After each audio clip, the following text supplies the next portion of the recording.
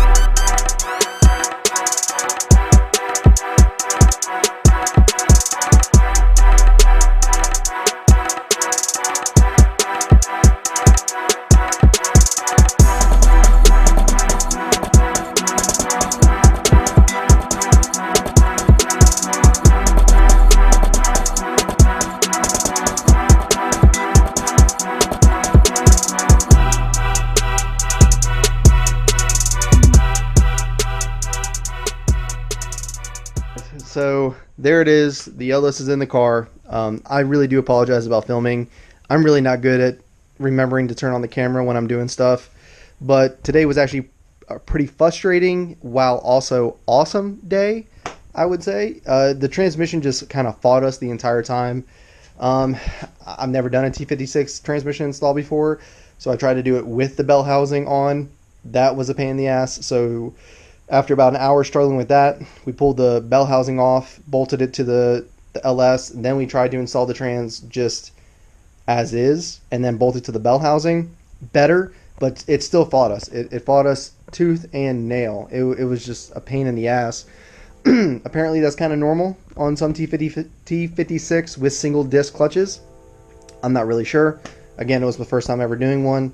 But it's in, and then we got it set in the car super easy. Basically, once the transmission was on, getting it in the car was super easy. You know, not having the core support here for the turbo kit.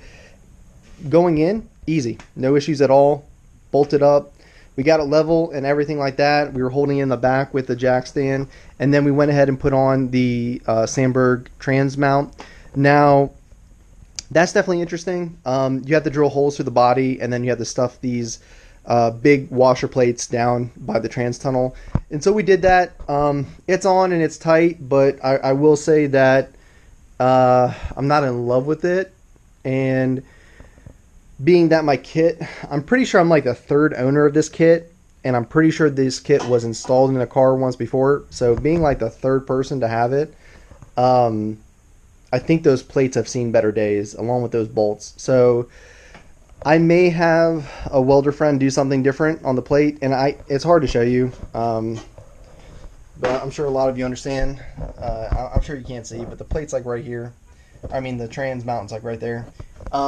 So I might have someone like a welder do something better, stronger for me in the future. Right now we're just going to get on the road and see how everything holds up. In the meantime, we can really start going to town with putting everything together. We can install the intake manifold. We can do the rest of the power steering, the belts. We can start mocking up the turbo kit. Tons and tons of stuff that we can do. I can put in the drive shaft to get that all bolted up, make sure it has the correct pitch angle, all this stuff. So super excited. Tons more videos to come. I'm really sorry about today that it wasn't good, but thank you all for tuning in. It's finally in the car, guys.